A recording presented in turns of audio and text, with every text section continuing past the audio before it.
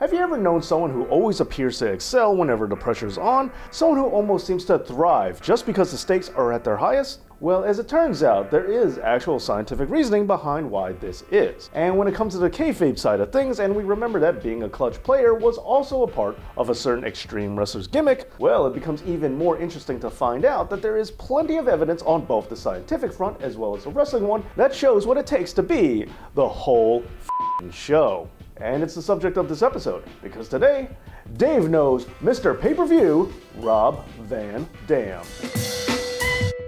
Okay, at first I know this seems like it might just be a glorified episode of kayfabe science, but this really is a subject that I think is truly interesting, and not just merely on a comedic level. Although I am aware that I'm breaking down the kayfabe psyche of a professional wrestling gimmick, so don't worry, I won't be taking this too seriously either. But I do think it should be no surprise from my episodes on ring psychology and story writing that I really like it when wrestling has an in-continuity through line, especially if it comes from real character development. Alright, I take back what I said earlier, I am totally going to take this way too seriously. But I can't help it, as I'm always talking about how wrestling can and should be written to a higher standard. And the proof of that is that sometimes we get certain psychological aspects written into a character's gimmick consistently throughout their entire career. And if I'm going to dive deeper into the kayfabe psychological profile of one of wrestling's best, well, Rob Van Dam is a great choice. So, with all that being said, let's look at the specific aspect in question. Let's look at what makes a man thrive under pressure, as we examine Mr. Pay-Per-View, Rob Van Dam.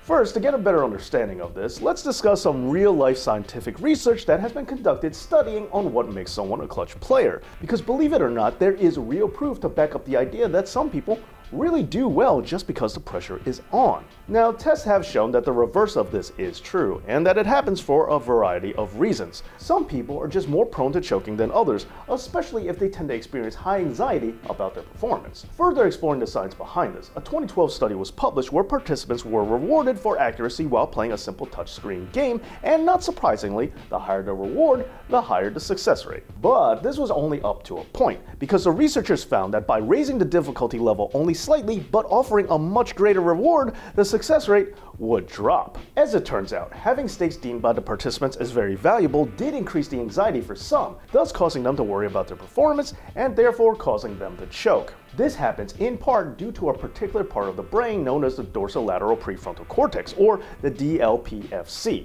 This is the region of the brain responsible for what is known as executive functions. These include things like planning, inhibition, and working memory. And it's this part of the brain that's worried about messing up. And it becomes more active right before choking. However, if it becomes active at the same time with another part of the brain, the motor cortex, which controls voluntary movement, research shows that people will actually thrive, because the more in sync these two parts of the brain are, the better they can help with performance. But only if someone is considered to be an expert.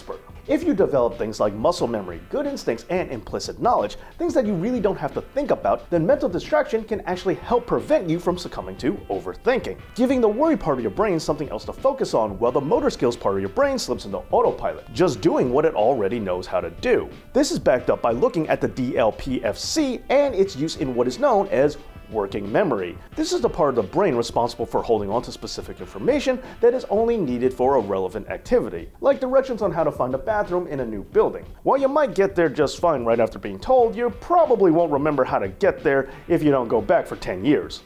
Now, studies have shown that those with a higher working memory are more likely to choke, and working memory is considered a form of short-term memory. Whoa! So having a bad short-term memory is what made RVD a clutch player? That's not at all what I'm talking about. There's more to it than just that, but yes, let's just finally tie it back to Rob Van Dam. Now, he started off in WCW as Robbie V in 1992, but he really didn't do anything that was all that noteworthy. But let's remember that experience is the key to performing under pressure. Which leads me to his work in ECW, where he debuted in 1996, and he stayed with the company until the very end in 2001. Now, how did RVD do in the Extreme promotion? Well, he did pretty well for himself, going undefeated at ECW's biggest show of the year, November to Remember. Van Dam's first outing at the event saw himself and Sabu fight the Eliminators to to a time limit draw. Then in 1997, he fought Tommy Dreamer to a no contest. And while he didn't exactly win these matches, he didn't lose them either. And keep in mind, these are still his formative years in wrestling, because after this, Rob Van Dam would prove his mastery of the craft, as he and his partners Taz and Sabu won their November to Remember main event bout in 1998. He also retained his status as television champion against Taz in 1999, though unfortunately he was unable to compete in the final November to Remember in the year 2000. But Van Dam's clutch player status at the promotion's top show would not be reserved for just going to the extreme, as we found out when he went to the WWF, being one of only a few wrestlers who are currently undefeated at WrestleMania. He defeated William Regal for the Intercontinental Championship on his WrestleMania debut at WrestleMania 18. Now, he did lose the following year on the day of WrestleMania 19, but it wasn't on the actual show, as him and Kane lost on Sunday Night Heat, leaving his WrestleMania record still intact. But then, at WrestleMania 20, RVD and Booker T retained their tag team titles, and this was followed up the next year with Rob Van Dam becoming Mr. Money in the Bank, which he successfully cashed in during that year's ECW One Night Stand. Then at his final appearance at the Show of Shows, at least as of this recording, RVD and his fellow ECW alumni Sabu, Tommy Dreamer, and the Sandman were all victorious against the New Breed. But what if we look at other high-pressure pay-per-views, like the Royal Rumble? With the WrestleMania title shot on the line and 29 other wrestlers to contend with, this is some of the highest pressure that a wrestling event can get. So, how has Rob Van Dam done at the Rumble? Well, not fantastic. Not only has he never won the event, but he has also had mixed results during his appearances. In 2002, he only lasted 2 minutes and 12 seconds, not even being able to win the event despite entering at number 29. However, in 2003, he did manage to last an impressive 33 minutes when he drew number 12, but the year after that, he made it just under 7 minutes, entering at 29 yet again. But then in 2006, coming in at number 20, he went over 23 minutes. And in 2007, he lasted 16 minutes and 28 seconds, entering the Rumble at number 18. Then in 2009, he made a surprise appearance at number 25, lasting 13 minutes and 56 seconds. So while he has had some decent showings, he also had some really poor ones too, not even securing a win despite entering at 29 twice, which is not exactly becoming of a clutch player.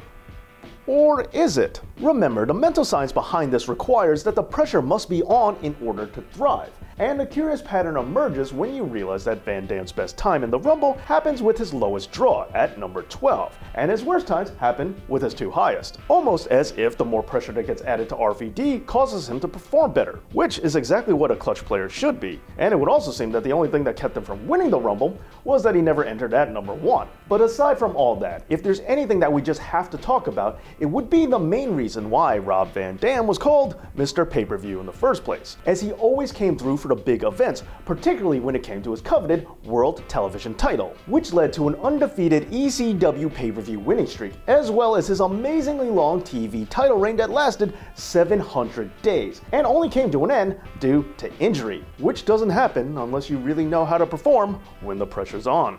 Now I know, this is all just a matter of booking, and I'm not saying that the writers of these different promotions did this kind of research when it came to writing Rob Van Dam throughout his entire career, but I'm also not saying that they didn't either. Let's end on some real words from the man himself. Do you remember when these people were chanting my initials from the opening of the show through intermission all the way to the main event? Remember that? Talk about the pressure. No sweat. I didn't sweat it. You know why? Because I was going to have the opportunity to come out and actually use my abilities and my skills to make sure that everybody watching went home happy. But what do you think? What are some other psychological quirks of wrestlers that you want to see me cover in the future? Let me know down in the comments. And don't forget to check out my Patreon page and become a supporter just like Richard Lee, The Woos, and Jesus Farrow. Thank you so much for the support, guys. You really help make this channel happen and keep it going. Thanks again for watching, and as always, Dave knows.